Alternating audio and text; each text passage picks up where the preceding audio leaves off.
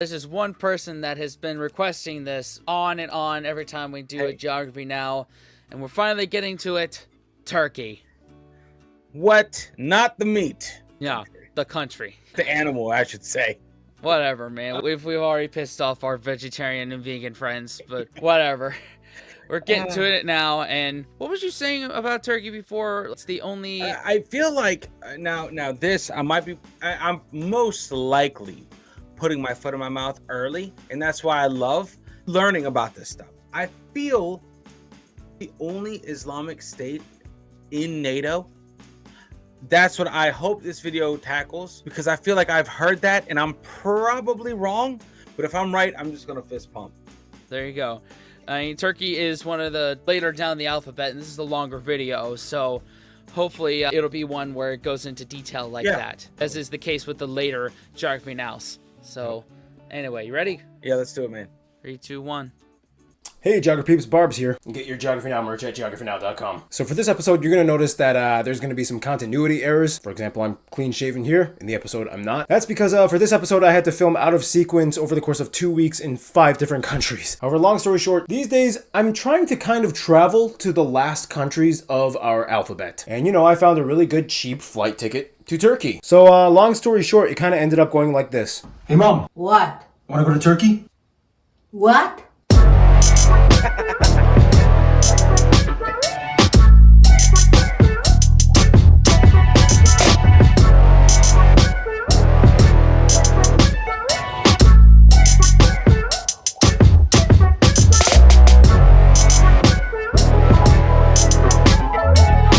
Yeah, I went to Turkey for this episode. Nice. It's time to learn geography. No! Hey, hippo. Yes, and this is one of the later episodes where there's like a proper animation of the now. Oh, Love man. it. So that's awesome that he was able to actually go to the country when that he's tackling for this one. I would love that. I would love that. Yeah, and I feel like you did that for the United Kingdom episode when we did it over on ETS 21 when we hit 100K subscribers. Yep. Link to our that channel's in the description. Alright, just like we did with the Toko episode, here's another video shot on location. Here we are in Turkey. I'm going to feature a lot of you guys, the Turkish geography peeps, in this video as well. And who better to feature than my go-to Turk, Mr. Ege, aka Eggy Boy. Hell yeah, man. So I actually met Ege a few years ago when I did the heritage trip. We had an 18-hour layover in Istanbul. I was 14. Yeah, you were like 14. I don't usually meet up with kids unless they have, you know, an adult supervisor. I did. You had your aunt. I don't want to be the creepy guy that meets up with kids. You're like a chubby little kid, and now you're like a emo punk rock star. Look at you, man. You grew up. Aw, thank you. I promised him 5 years ago he could be in the Turkey episode. You kept your promise. Kept my promise. You're the best, man. 5 years later. That was bad. That was the worst high five ever. Well, Ege drove me around parts of Turkey and helped with this video, so he's going to co-host. Also, you are officially the youngest person ever to co-host a Geography Now episode. Hey, man. So I'm just 19. Yeah, there you go. Well, Eggy boy, you ready to pop this turkey into the oven? Oh, yeah, you're getting full meal with this episode. Full meal. So the domain that Turkey sits on today is riddled with thousands of years of transition, and the map has changed a lot. Our land has always been the junction point between so many cultures, eras, and empires throughout history. It would take way too long to explain, but basically, It goes all the way back to somewhere around 10,000 BC, and one of the oldest known towns on Earth, Çatalhöyük, dating about 6200 BC, was established there. and from there it was like the Bronze Age, the Hittites, the Phrygians, Persians, Greeks, Romans, Byzantines, Seljuks, Ottomans, and then finally, the Republic that stands today. Lots of stuff. First, let's jump into the map and see what Turkey administers today. Turkey is a transcontinental country located right at what is considered the boundaries between Europe and Asia. The vast majority of the country lies on the Anatolian Peninsula, straddled between the Black Sea to the north, the Mediterranean to the south, and the Aegean to the west. This is considered the Asia part of Turkey. In antiquity, it was even called Asia Minor. As for the Europe part, we go to the Thrace Peninsula, which connects to the Balkans, separated by the Bosphorus Strait, the Sea of Marmara, and the Dardanelles off the Gallipoli Peninsula from the Asia part of the country. The Thrace Peninsula only makes up 3% of the country's landmass, yet it holds about 10% of the country's population. The country's capital and second largest city is Ankara, also known as Angora in antiquity, and is located more inland in the Anatolian Peninsula. The largest, busiest, world-renowned financial hub and only transcontinental city in the world, though, would be the city of Istanbul. Classified as a megacity, it straddles both the European and Asian sides of the country across the Bosphorus. In antiquity, it was also known as Lygos, Byzantium, and Constantinople until it changed its name in 1928. Istanbul, of Wow. Wow. I heard it was once Constantinople, and I didn't realize that it was both European and Asian at the same time. That's so. Yeah, this is. You want to talk about history, man? This is one of the countries. Like, talk about someone that was there when history was invented. The concept of history. Yeah. Like, it goes through Turkey. Yeah. This is the origin of Jonathan history. Yeah, this is where he was born. Like, absolutely crazy to think about it. All the empires affected it in its entirety. You know, like, all the time. Turkey was like just in the middle of it all the time. Hell yeah. Wow. Okay, Constantinople. All right. Damn, son. course, also hosts the busiest shipping port, the port of Haydarpasa, as well as the biggest and busiest airport, the newly finished Istanbul International, located on the north side of the city. If you flew to Istanbul prior to 2019, you probably arrived in Atatürk International on the south side before they transferred all passenger operations to the new airport and made Atatürk a cargo hub. Otherwise, the country is divided into 81 provinces, or vilayet. Off the western coast in the Aegean, you notice there's a lot of islands. However, interestingly enough, all but 2 of them actually belong to Greece. These 2 right here. This was due to the Treaty of Athens in 1913, which clarified sovereignty over the Aegean. This has been a source of contention for maritime boundaries and access for Turkish ships trying to leave the west coast, and today it's still a little complicated. Nonetheless, Turks come and visit these islands all the time. It's not like there's a crazy conflict going on. Speaking of which, there's another dispute that they have with Syria over the Hatay province. This was the last province to join the Republic in 1939. Syria never formally recognized the referendum that the French officiated that gave it to Turkey, and today's Syrian maps still show the Hatay province as theirs. Also, fun side note, we all know Turkey has a town named Batman, in which the mayor literally tried to sue the director of Batman Begins. But Turkey also has some funny literal translated names. Yeah. These, here, why don't you just go through some of them? Balıkesir, fish prisoner. Adıyaman, its name is bad. That literally means its name is bad. Yeah. Tokat, slap. It just means slap. And the last and one? Afyonkarahisar, opium black fortress. Opium black fortress. Yeah, it's where opium grows. In any case, going back to history though, Istanbul was essentially the capital. Okay, wait a minute. Wait. Those are some weird names, man. That's what happens when you've gone through all of history. You're like, Yeah. what do we name it? Doesn't matter. Like, it's probably gonna be temporary anyway. Yeah. Yeah. Opium Black Forest. It's like, that's just, what was it? Oh, it was a fortress. Okay, what they have there? Opium. Oh, got it. Opium Black Fortress. Done. Okay, Yeah. moving on to the next one. I don't want to stay there. I'm going to go back to my town of Slap. Yeah, Slap. That was a stupid town name. I'm gonna go back to Slap. Stupid Opium Black Fortress. What? Fish prisoner? That takes the cake. I love that. Oh yeah. Yeah, that's a god tier name right there. Fish prisoner. Oh man. To our Turkish friends, comment below some more funny Turkey town names. Please. That is great. Black fortress. Yeah, it's where opium grows. In any case, going back to history though, Istanbul was essentially the capital of the Byzantine Empire. Barbarians invaded from the Danube, Arabs came from the southeast, even some Slavs came in from the Black Sea coast. It was chaos everywhere. It wasn't until the 11th century you started to see the first Turkic peoples fully settling in what is now Turkey, starting with the Seljuk Empire, which was actually Perso-Turkic, but you get the point. So many things went back and forth until the 14th century when Osman I initiated the Ottoman Empire in the Bursa province area. You've probably heard heard of the Ottoman Empire. It lasted for about 600 years until the Balkan Wars leading up to World War I, when all hell broke loose. The Treaty of Sèvres, which was signed and essentially attempted to carve out what was left amongst the allies from the Turkey-Anatolia Peninsula. The thing is though, it's incredibly hard to carve out the heart and nucleus of an empire, aka the Anatolian Peninsula. Not easy. In comes Ataturk. This guy is basically the father of modern Turkey, who fought against partition forces and wanted to salvage the Anatolian Peninsula as a new Turkish republic that would modernize, industrialize, and secularize, even though many people would still maintain Islamic core values. This would essentially make them the first Muslim majority country to have secularism embedded in its constitution and a clause that stated that it could not be removed. And there have been 5 coups throughout history on the grounds that these principles were in danger. Anyway, back to the early 20th century, the transition from the Ottoman times to the Republic times was followed by lots of fighting, paranoia, proxy intervention, displacement practices, and bloodshed. We'll talk more about this later in the episode, but here's the deal. Whenever we make this bell sound, it means here are the Cliff Notes version of a hot button topic that we will not go too far into, and you are welcome to discuss it in the comments. Obviously, we assume you will be writing civil words in lowercase letters. Of course. You sure about that? I love that, man. I love that. Yep. Yeah, we see that all the time in our comment section on all the channels that we check. I'm pretty positive that that's just the comment section. Yeah. You know, it's just like, oh, once I see caps, I'm just like, and next. Yeah, yeah. If you type in all caps, your comment is getting ignored. Yeah, pretty much. I'm just like, I don't have time to read this in all caps. So. Plain and simple. Plain and simple. Of course. Until then, moving on. Okay, what else do we have, Ege? Well, Turkey joined NATO in 1952, yet it also invaded northern Cyprus in 1960. Yep. Ding, ding, ding, ding, ding. You got it right. You did not put your foot in your mouth. You got it, man. You got it.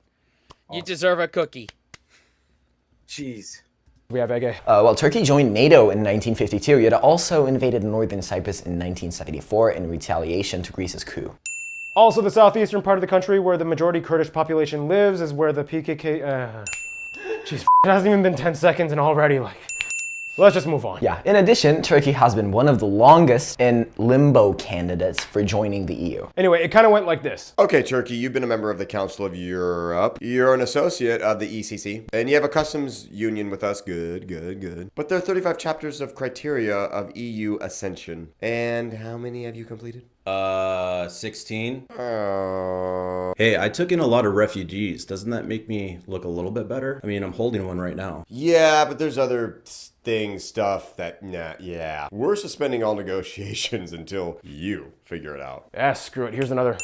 We seriously need to move on from all this political talk and discuss something else because the comment section is it's a lot. Hey, I know, with all the history and unique regions, Turkey hosts a lot of notable sites of interest. To talk more on that, here's one of our Turkish geography peeps to explain. Merhaba, hi guys, my name is Cansu and I would love to tell you about some of the wonderful places we have in Turkey. First off, we are obviously a land of history and there are hundreds of ancient sites that date back thousands of years. Remember the famous Battle of Troy? Yep, the ancient Troy is in Turkey and people from the movie actually left the Trojan horse in Çanakkale. In addition, we have the Mount Nemrut head statues, Cappadocia's cave houses, Mardin sandstone building, Myra's rock tombs, and also the tomb of Santa Claus aka Saint Nicholas. Yes, he was born in Turkey. We have old castles everywhere in Turkey, in Ankara, Alanya, Bodrum, Giresun, Kastamonu, and the only thing that outnumbers our castles is our hammams. It's a huge part of our culture and it's kind of a Turkish traditional bachelorette party. And finally, I'm sure everyone knows about Hagia Sophia,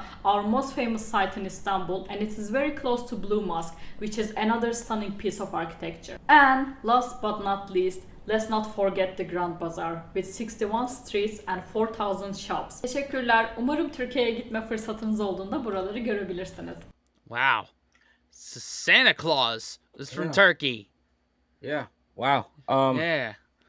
And Turkish baths, like I love me a good bath. I love water in general, so you've sold me already. In addition to all the museums and temples and castles and all that. Those are just standard. That is just absolutely crazy to think about, like UNESCO sites. Like, yes, you have them. I mean, what? Like, yeah, you were there at the beginning, guys. Oh, your whole country is UNESCO. Exactly. You can't throw a stone without hitting something ancient. Bye. Thank you. Yeah, that was a lot of info, and we barely even started the episode. Yeah. Well, let's tone things down a bit and go into the least crazy part of this episode. Let's show the natural side of Turkey, the land. The land.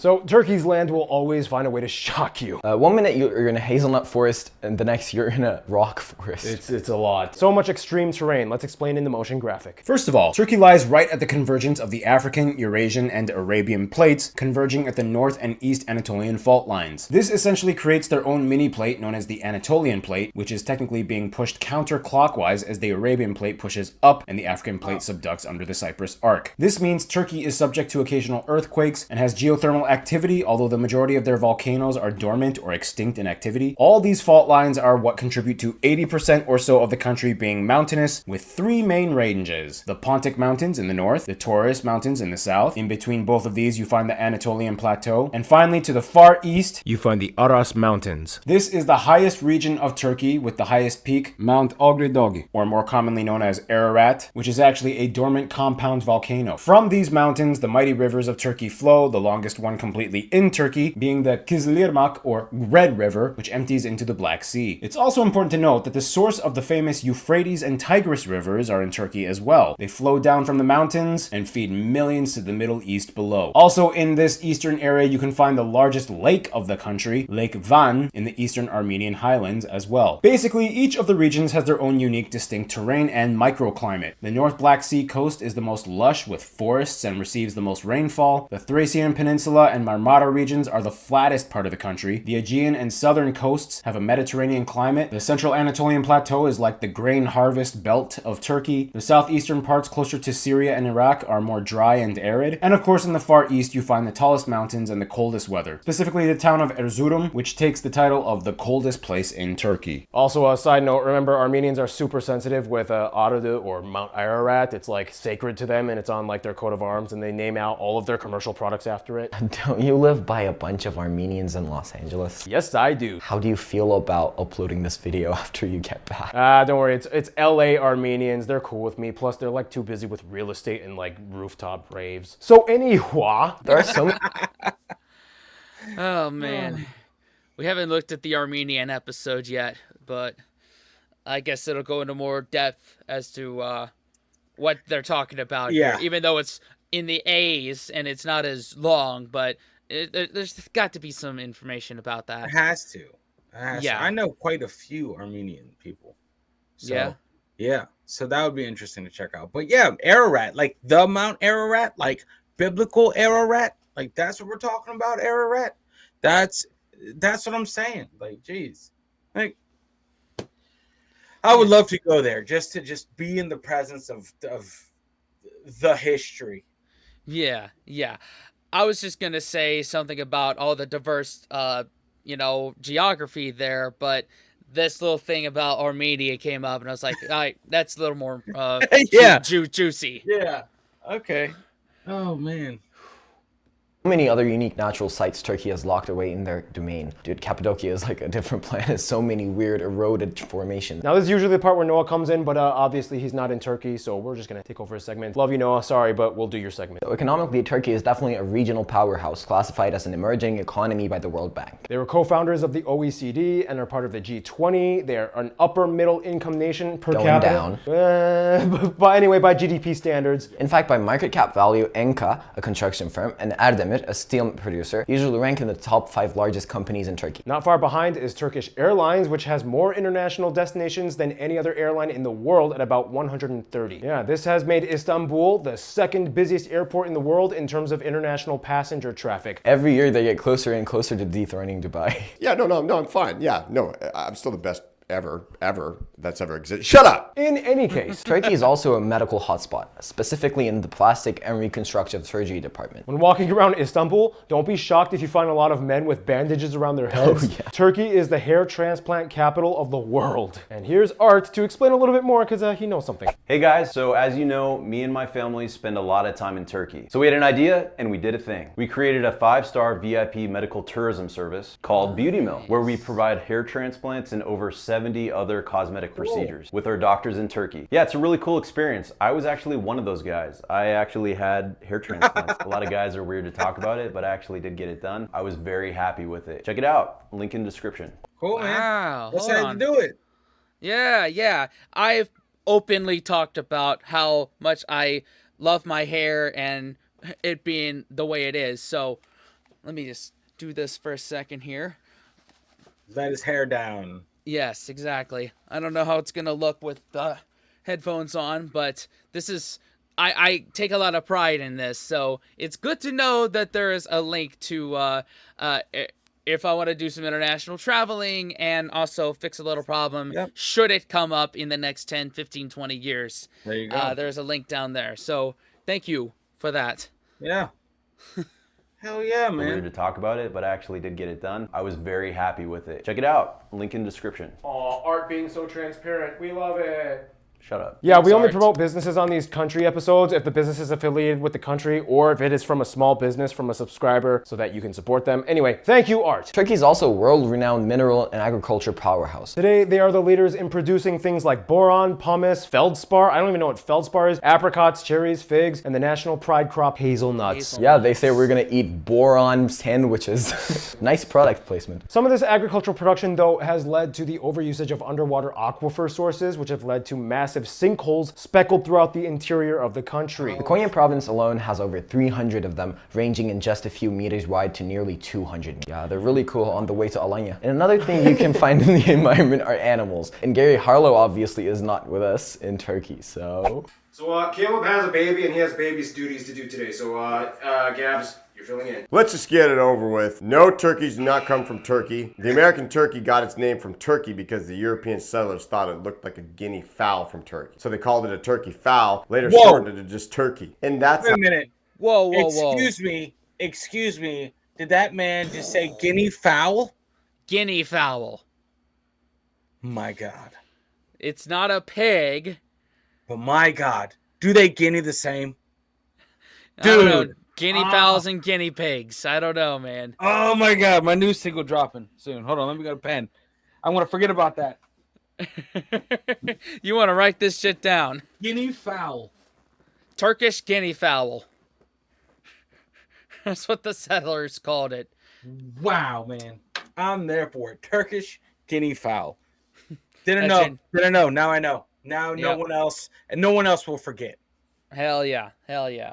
like a guinea fowl from Turkey. So they called it a turkey fowl, later shortened it to just turkey. And that's how we got turkey. Don't ask any more questions, all right? Turkey used to be one of the only few places that had both tigers and lions at the same time until they became locally extinct or permanently migrated out. Now, Turkey is the land of the cats. And it's estimated that Istanbul alone has over 200,000 stray cats. They are treated nicely by the locals who feed and tend to them. This is why you will never see either mice, rats, cockroaches in any of the major cities in Turkey because the kitty cats. And if you're caught harming any of these stray cats, the community, oh brother, a whipping down. They love stray cats so much that they actually immortalized the beloved Tombili, the chill cat meme. Cat after she passed away in 2016. So sad. Nonetheless, Wonder what they think of what are some other popular internet cats? Smudge from the that meme, and then what about Grumpy Cat? Grumpy Cat. That's what I was trying to think. What was that one's name? Wonder if they immortalized those cats too. despite having a love of cats, the national animal is actually the gray wolf. There's a saying to describe the Turkish soul. Yes, a lion or a tiger may be stronger, but you'll never see a wolf in a circus. Think about it. Just think about it. So that's all the time we have for me and this hat. I guess I gotta give it back. I guess I'll just kind of give it back. Thank you very much. Appreciate it. Thank you, fake Gary Harlow. And with that in mind, let's discuss the animals on people's plates. Turks are heavy meat eaters. Sorry, vegans. Which of course means we will now discuss the food of Turkey. We're talking about the home of Cezene Burak guy. That guy is insane. Have you seen the size of the platters that guy makes? Well, we don't have him with us right now, but we do have you guys, the Turkish geography peeps, to explain a little bit more on the food and cuisine of Turkey. Hey everyone, I'm Rabia. Hey everyone, it's Furkan. Can, and I'm going to tell you a bit about the food of Turkey. So, Turkish cuisine is based on a fusion of all the surrounding cultures they were in contact with throughout the history. You'll find hints of flavors and ingredients from Mediterranean, Central Asia, Caucasus, and the Middle East. Fun fact, Swedish meatballs is actually originated from here. King Charles XII was on exile and brought back the recipe for köfte from Ottoman Empire. Also, keep in mind we love putting yogurt on everything, especially if it's seasoned with things like garlic and mint. Actually, it's not yogurt, it's yoğurt. İskender, bamya dolması, lahmacun, Gelincik böreği, çaputaşı pilavı, mantı, çiğ köfte, sarma, kuru fasulye, kısır, kokoreç, menemen, işkembe çorbası. and of course, the most famous dishes you've probably heard of already, döner and kebab. Keep in mind, you might have seen restaurants called döner kebab. There's no such thing. There are two separate items. Döner, which is cooked on a turning spit, and kebab, which is cooked on a skewer. This is the best. I love me some kebab. Yep. And some I haven't had it in a long time, but I don't live in big metropolitan areas anymore, so that's of everything that's been listed, that's the only thing that I'm familiar with is doner and kebab. That's an interesting thing. It's like a lot like yogurt sauces. I thought that was. Where am I thinking? Greek? Yeah, a lot of. I feel like okay, Greek influence. Yeah, Right? the Or next did door they neighbors. influence the Yeah, Greeks, like- or did they just take from? I don't know. Like these two said in the beginning that Turkish cuisine is based off everywhere that they've been And that's associated with through history. and which is everyone, which is everyone. So it's interesting to have like let's say spice from the Middle East and the calming effect of a yogurt sauce. That's genius. Yeah, That's a happy that works. medium. That works. So yeah. I'll allow it. You'll allow it. Good. Two separate items. Döner, which is cooked on a turning spit, and kebab, which is cooked on a skewer. This is the best part. We have a lot of desserts too. Turkish delight, lokum, which is quite famous, I guess. Kadayıf, künefe, Maraş ice cream, the Fez guy who's turned these things. Yeah, you know what I'm talking about. sütlaç, düğlü haşhaş tatlısı. Bombas. It literally means a bomb. In market, you might find Ottoman macun candy. Also, we have many drinks as well. For one, we are the highest consumers of tea out of any country in the world. And just like other nations in the Balkans, we love drinking our ayran. We love drinking ayran. We also have things like şerbet, salep, boza, şalgam, and rakı. And of course, if you have the chance, try some Turkish coffee. Thank you. Yeah, Turkish coffee is not about the type of bean they use, but rather the way it's prepared. They will boil water in a jezva with incredibly fine ground coffee, almost to the point where it's like powder, and then they serve it with the grinds. No filtering. Sometimes we even do this thing where we heat up the pot in a heated sandpit so the coffee is actually baked, not boiled. Also, I learned this the first time I met Ege. After you finish drinking your coffee, you can tell your fortune. They like lift it upside down and then they look at the coffee grinds and you like come up with a fortune. There's even an app for that, I think. Like they check the coffee grinds. Yeah, I think so. You can like scan it. Yeah, that's the other thing I noticed. Turkish people have a lot of superstition. Okay, before the superstition thing, that coffee, that sounds must be an awesome. experience. That would be a great experience right there. Never in a million years would have I actually, you know what? I haven't even ever thought of it. Turkish coffee. I bet that's its own. Well, obviously, like you said, it's its own thing. But I would love to try some like authentic Yeah. Turkish coffee. Yeah. And a P.O. box in the description, by the way, yeah. if y'all want to help. And they say that the number one tea consumers of anywhere, Britain, eat your heart out. Yeah. With that. And a yogurt drink?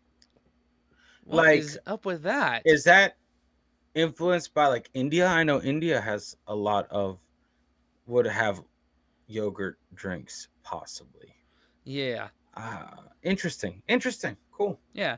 The way yogurt is consumed in the U.S., it's not really a savory thing. It's more like a breakfast or a dessert type thing. Yeah. Well, nowadays it's all like the Danimals. That's a drink. A yogurt drink. Yeah. A yogurt drink, 100%. So if it's like that, I can see that. Yeah. Grinds. Yeah, I think so. You can like scan it. Yeah, that's the other thing I noticed. Turkish people have a lot of superstitions and rituals that they kind of live by. Yeah, that's a whole nother story. We'll talk more about that in the next segment. demographics. So, what is a Turk? This is not a simple question to answer, especially since Turkey has gone through so much change in the past several millennia. First, we need to make the quick distinction between the terms Turk and Turkic. Turk or Turkish are used interchangeably to refer to someone from Turkey. Turkic refers to the Turkic ethnic group, a family broken down into 6 main branches that extend all the way from Turkey to Siberia. This means yes, Turkish people are distant cousins of people like Siberians, Kazakhs, Uyghurs, Uzbeks, Tatars, and so on. Ethnographers speculate that they are even intertwined with Uralic and Ugric people groups. Wait, so even we're related to them? By weird technical long distance default, kind of yes. And even Viktor Orban says that they're related to the Turks. So there's something going on. That being said, many Turks in Turkey today are probably a genetic admixture of who knows what from anywhere and everywhere that got in contact with the Anatolian Peninsula over the past 2 millennia. You can find everything from blonde-haired, blue-eyed Turks to, yes, even a small community of Afro-Turks. In any case, if you want an actual visual of how the country breaks down ethnically, here's the demographics graph. First of all, the country has a population of about 85 million people and is host to the largest refugee population on Earth. Now here's where things get a little complicated because Turkey doesn't really have super reliable data on ethnic statistics of their country, and the term Turk is defined by the constitution as anyone that is bound to the Turkish state through citizenship, which means any citizen is considered Turk regardless of ethnic background. It is also known that there are about 50 non-Turkish ethnic groups represented in the country. Nonetheless, independent sociologists have speculated that somewhere around 70 to 80% of the country would most likely identify as ethnic Turks to whatever degree that may be. From there, the largest minority group are Kurds, estimated to be anywhere from 12 up to 20-ish maybe percent of the country. From there, the remainder of the population are other ethnic groups, mostly Arabs, Armenians, Greeks, Assyrians, Circassians, Bosniaks, Roma, and so on. We use the Turkish lira as our currency, we use the Type C and F plug outlets, and we drive on the right side of the road. Speaking of driving, I learned that pretty much everybody outside of Istanbul hates the license plate number 34. Yes, we do. Every province has a number, and 34 is Istanbul. And mine is 39. You have it on your chest. Yes. 39. All right. So rule number 34, is fuck Istanbul. Yeah. Wow. That So kind of works. Yeah. Okay. That's interesting. Well, it'd be like us having a U.S. plate, just car, U.S. Here it is, and your state being a number. Yeah. And I guess the candidate for replacing Istanbul in this analogy might be New York, D.C., L.A., Atlanta, and just places where there's terrible traffic. Miami, Virginia, Chicago, things like that. But I classify D.C. in like Northern Virginia, parts of Maryland. That's what I meant in that. No, I hate Virginians. Just letting you know that. Good thing I live in North Carolina, Yep. and but I'm very close to the Virginia border, so you almost hate me. Cool. It's cool. It's just yeah. I just needed it. Any chance I get, I'm just letting you know that. Yeah. We're more pro Maryland and pro North Carolina around here. Yeah. Oh man. And people usually keep crowbars in their cars in any case of a fight. In case of a fight breaks out, you guys have weapons in your cars. Yes. Language-wise, obviously Turkish is the official language. It is written in the Latin script. It was actually adopted in 1928, replacing a modified Arabic script prior to that. Our ancestors actually used our own versions of the old Göktürk and Uyghur alphabet, which had these cool jagged blade-shaped letters that would later inspire the old Hungarian alphabet. Man, I guess we do have some weird connection to you guys, huh? Now going back to the people of Turkey, as we mentioned, Turkey is also pretty diverse. As mentioned, the Kurds are the largest minority, mostly concentrated in the southeastern provinces bordering Iraq and Syria. We already did a video explaining about the Kurds and who they are, but basically they are a stateless Iranic group of people related to the Persians and Pashtuns. They speak their own language, completely unrelated to Turkish, and they are spread across 4 countries in the Middle East, mostly in Turkey though. And since we're already on the topic, let's just get it over with and rip off the Armenia band-aid thing. Okay, I'm just gonna say this. During the transition years of becoming a republic, there were lots of fighting, and the Armenians, being assisted by Russians, was heavily involved. Since then, Armenia has requested the Turkish government acknowledge the incident as a genocide, whereas Turkey's government, to some extent, will acknowledge that tragedies have occurred. However, the narrative is more nuanced, and they would not use the word genocide. This is the basic foundation of the argument. Yeah, in Turkish schools, the incident is taught as tehcir, which is a displacement, and some Ottoman officials who abused their power and mistreated the displaced Armenians were hanged. But keep in mind, this is the official Turkish government government story. So make up your own mind. Make up your Do mind. own This is what the research. Turkish government says. Yes. Talk about it in the Ding, comments. ding, Ding, ding. ding, ding. For what it's worth, though, on a mundane personal level, Turks often can just befriend people like Armenians, Kurds, and Greeks. It's not like they're like, oh, when they meet each other. It's like they can interact with each other. Yeah, I just made a Greek friend like 2 days ago. We have that footage. Mike was really cool. Mike, We miss were you, man. really, hitting it off. You were vibing, man. Yeah, Like a lot of things are in common. You use like the same words. You like Yeah. have the same everything. Like Yeah, we're basically from Thrace, both of us. Thracian people. It's like one people. It's crazy. And Yeah, that's a good thing. That's a good thing that, despite their history, they could still get along as bros. Like I would never, I wouldn't turn away a Chinese person or a Russian because of our country's history. No. Like, if you're cool, I'm cool, We get it. The politicians, their job is to divide, but people should always stay together. Like that's just how it is. Yeah, yeah. Like, we are more than just our identifiers. Yep.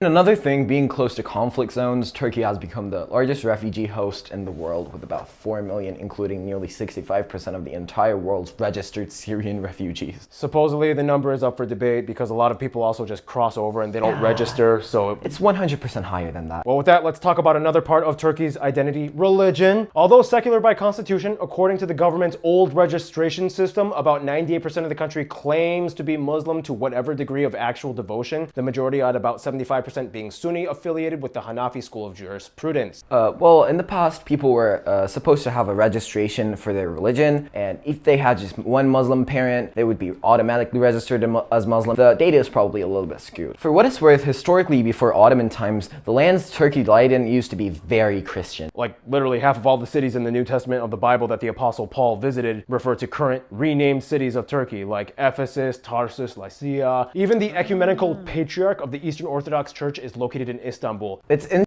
That would be an ecumenical matter. Yep. I had to say it. You had to. That's the only that's the first time it's come up outside of that series. Yeah, yeah. So you got to use it.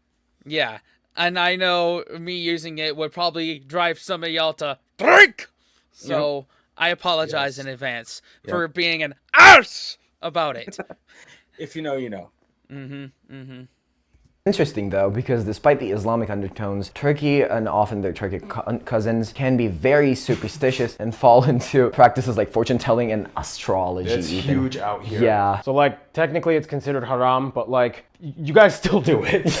And that's the thing you'll notice in Turkey, there's always kind of like a dichotomy or fusion between the Islamic side and the Turkic side of people's identity. And that's the other thing too, like a lot of times people kind of conflate you guys with Arabs because Islam usually gets tied in with Arabism so much. But Yeah, it's we're like the least Arabized Muslim majority country. But like people don't seem to understand that. Yeah, and one thing they've upheld for thousands of years are their recreational activities. With that, here's Art with the sports part. I had to write something.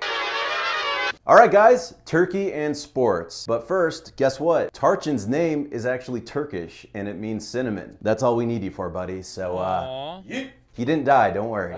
First off, they have lots of native sports. Every year on the West Coast, they have the Seljuk Camel Wrestling Festival, in which male camels would naturally fight each other for mates. So they decided to make it a sport. That's what they fight for, mating. They're heavily monitored by referees and are muzzled so they don't bite each other. Another sport, Jidit, a horseback javelin throwing sport. So here's a clip from the movie Beyaz Melik showing how it's done in a safe and cinematically choreographed manner. And finally, you've probably heard of this one, Turkish oil wrestling. This is most famous in the Thrace region, done on a grass field wearing heavy water buffalo pants. You have to either expose your opponent's belly upwards, make them fall to the side, or carry them for a few steps. They're covered in olive oil to make grappling difficult, meaning wrestlers of different weights can wrestle fairly using speed and technique while also repelling mosquitoes. Why'd you say that as a question? Because why are mosquitoes important, right? But we're saying what the olive oil is for. It's to repel mosquitoes. It can be that too. Take out the mosquitoes, bro. Shut up, Art, just say it. Otherwise, Turks have done pretty well in many other contemporary sports. They've gathered over 100 medals in the Olympics since debuting in 1908. Their strongest event being wrestling, with a total total of 29 golds as of 2020 Tokyo Olympics. Turkey's women's volleyball teams have won numerous European Championship titles and medals. And of course, Turks will tell you so much about their accomplishments in soccer or football. These three teams are the most attention-grabbing clubs in the entire country. When there is a derby between them, the fans go crazy. People get violent and police have to be present to stop the fans from stabbing each other. Otherwise, they... Oh, okay. I feel like when we looked at the craziest football ultras, Yeah. one of these teams was in there. Had to have been. I think it was what, the Ultras or the Hooligans? One of those. Ultras. Yeah. Hooligans is a UK thing. Yeah. But with those two horse and camel sports, what do you think Ron Vogel would think of them? Well, not so much the camel, but the horseback javelin thing. Yeah, that's awesome. I'm pretty sure he's there in spirit. Yeah. If you know, you know, and you have to comment up the Vogel Massive. If you I have know to. that. You have to, guys. This is principle. Yes.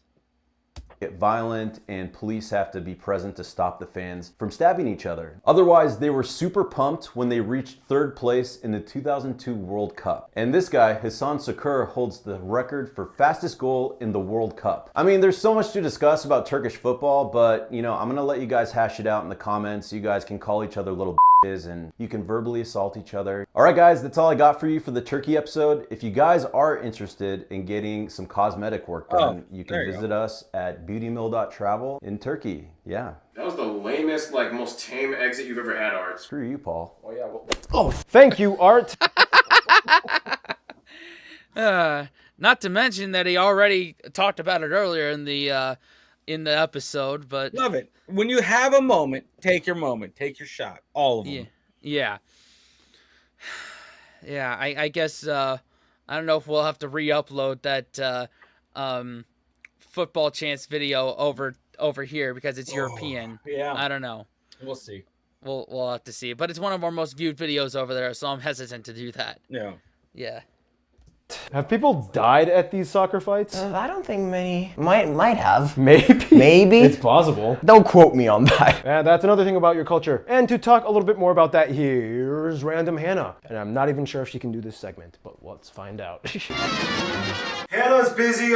She's in Alabama doing Alabama stuff, so we got Hannah 2, her stunt double. No, it's just me, Gabriel, Gab. Barbs is really pulling me into this episode, really getting all he can out of me. So, Turkish culture, what is it exactly? Turks are obsessed with hygiene. You're often going to find them with handkerchiefs or mendil. And every Turk has a bottle of colonia. It's like a perfume that they pour on their hands to cool down or if they're just generally stressed. It actually doesn't even originate in Turkey. It comes from Germany. When greeting elders, what they'll do is they'll grab the hand and they'll kind of kiss it. And then they'll put it on the forehead. And then when men greet each other, they shake hands.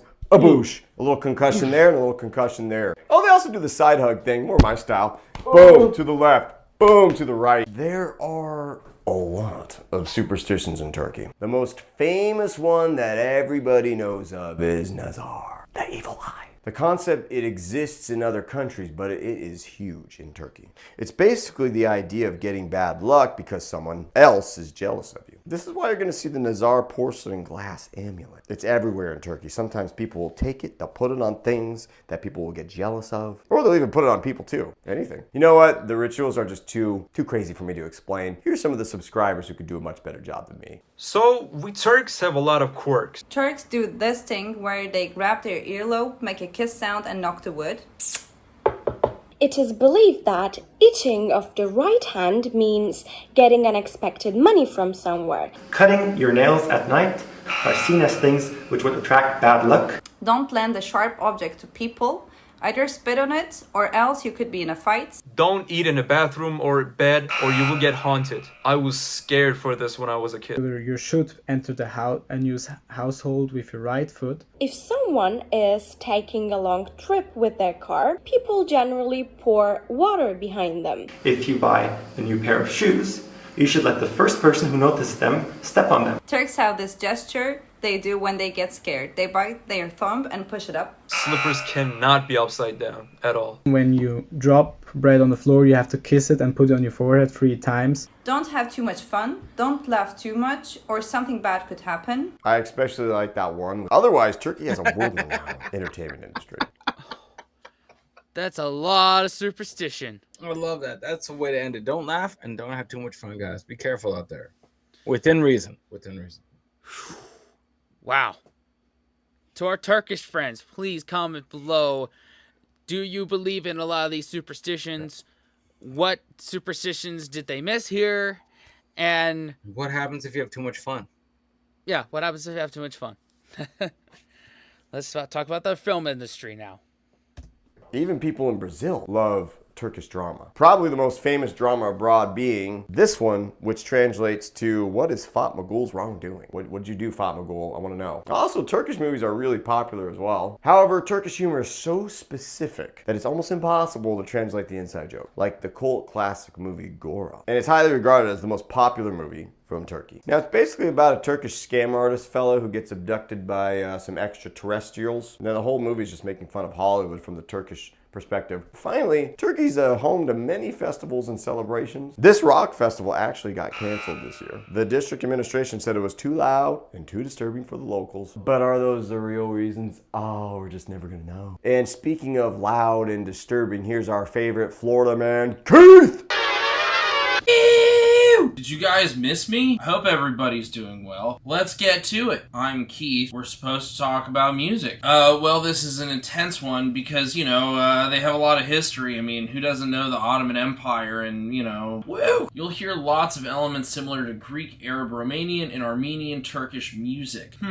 I wonder why. There are 3 main styles of folk. The Black Sea, the West Coast, and the South Coast all have their own different styles of folk music. On the Black Sea coast, the kemençe is played, and when they dance, there's a lot of shoulder shaking, gesture like this. In the West Coast, there's the Zeybek dance, Jumbosh. I'm sorry if I just absolutely butchered that. It's like a banjo without frets. I don't know if it's tuned in fifths or not. I potentially tuned in fifths. In the South, you hear more arabesque music. It's slower and more depressing, like super depressing. People literally will commit self-harm at some of these concerts that are performed by this dude. In fact, the 80s was kind of like the super popular depressing era of music in Turkey. It was kind of like their goth phase. You have all these really great artists that will be listed over here. Turkey has a lot of traditional bards, like these guys. Now let's get into some of the modern stuff that goes on in Turkey now. Anatolia rock, this is probably one of the most famous contemporary genres to have come out of Turkey. It's like a fusion of like Western rock, psychedelic, and like saz instruments. Oftentimes they're remixed with traditional Turkish songs. There's so much we could have mentioned, like Turkish pop, and there's a lot of Turkish rap and so forth. But if you have something to add, please add it in the comment section down below. I'd love to respond to you guys. Thank you so much to everybody that subscribed to my YouTube channel, The Keith Everett Show. It's been really great. Y'all have a good one. Whee! Thank you, Keith. I love Keith. He's awesome, man. And that's one thing I'm a sucker for is folk music. I mean, like I grew up North Carolina in the near the Appalachian Mountains, where bluegrass was the go-to. So I love seeing what the equivalent of that is for other countries. So, and Keith kind of did a rundown of a lot of that. So I'd be curious to hear a lot of that type of music. That would be interesting. I don't think I've ever run across any of that kind of music. So, yeah. So by the way, if you want to hear metalcore / emo music in Turkish language, Turkish emo metalcore. Yeah, check out my musical project called As My Life Falls Apart. It's on all platforms. You can find the music everywhere. It actually sounds kind of good. I'm surprised. You do like all the tracks and the layers. And this kid's actually pretty good. Yeah, promotion for you, Ege. Thank you, man. You are in this episode, so why not? Well, with that, there's only one part left to this complicated nation of Turkey: their diplomacy. Here we go. So as a country at the crossroads of 3 continents, Turkey is in a position where they can't really isolate, even if they tried. There's geographically too much going on. Let's explain. For one, Indonesia has always been a close ally dating back centuries when the Ottomans supported the people of Aceh against the Portuguese. Since the Cold War, the USA has always been involved in Turkey's diplomatic affairs, especially in concern to Soviet expansion. They joined NATO in 1952, recognized Israel in 1948. Many Turkish Jews voluntarily moved to Israel as well during Zionist movement times, and Turkey even sent troops to fight alongside the Korean War. In fact, Turkey has had close ties to South Korea dating over 2,000 years when the Guk Turks teamed up and assisted the Korean Goguryeo Kingdom against the Tang Dynasty Chinese forces in conflict times. Since then, they've maintained a historical alliance based on economic, cultural, and military traits all the way up to the Korean War. Today, about 460 fallen Turkish soldiers are buried in honor at the Hero Cemetery in Busan. Bosniaks from Bosnia and Herzegovina are also huge fans. They are kind of like the descendants of European Muslims that converted during Ottoman times. Many have even moved to Turkey as well and started businesses and have communities. Then we get to their Central Asian cousins. Turks have a platonic love for their Central Asian cousins like Kazakhstan, Uzbekistan, and Kyrgyzstan, and so on. They'll always take up the opportunity to follow up and chat. Turkmenistan is a little bit of a different story due to their government's isolationist policies, but as people, the Turkmens and Turks are probably the closest in Central Asia because of the Oghuz tribe affiliation. Germany is their largest import and export partner, and they have the largest Turkish diaspora outside of Turkey, so there has always been a connection between them. Turks tend to have strong opinions about the Turkish diaspora in Germany, but that's a whole other story that we do not want to get into right now. In regards to Cyprus, obviously we already explained in the Cyprus episode, the northern Turkish populated part is a self-proclaimed independent nation that only Turkey recognizes, so of course there is a close connection there. Turks tend to call northern Cyprus Yavru Vatan, which means little homeland, but keep in mind Cypriot Turks don't actually really like this phrase. When it comes to their best friends, however, every Turk I've talked to has said one country, Azerbaijan. They have a phrase, one nation, two states. If the Central Asian Turkic nations are cousins, then the Turks and Azerbaijanis are siblings. They have mutually intelligible dialects, they intermarry a lot, each is super welcome in each other's country. Overall, they are one blood, always have been, always will be. All right, and in conclusion, Ege, you are the Turk. You get the honor. Speak from the heart. Go! It's so complicated. It has a history going back millennia. Just like the land, it has blended people from the Aegean, Mediterranean, Mesopotamian, Europe, and Middle East, ancient Turkics. It's secular, but also has a Muslim undertone. The politics are always insane. There's never a quiet moment, and no matter how many crowbars you get in the face from road rage, we always dish it out over a tulip glass of tea. I think that summarizes it great, Ege. Thank you so much for being in the Turkey episode. And stay tuned, Turkmenistan is coming up next. Man, that was a lot, dude. That was a lot, but like, as is the case with a lot of later Geography Now episodes, it expands more, so you get a little more bang for your buck that way. And I'll say this, it is one of the most important countries in history. In just it's been around a lot of moments that defined the shape of history. It's got a hell of a history. It invented history. It's one of the founding members of history. It's one of the key players, you know what I mean? So it's real. Actually, it was super interesting to see all that. I didn't know anything about Turkey going into it, and thank God I didn't put my foot in my mouth. So I'm glad that turned out beneficial. Took a shot in the dark and it worked. Oh man, this is great. Y'all Turkish folk, let us know what they missed and keep the conversation going down below. Definitely. Yeah, thank you for watching. Consider subscribing, watching another video. What else, Dan the Man? Unplug and do something legendary, guys. See y'all next time. Later.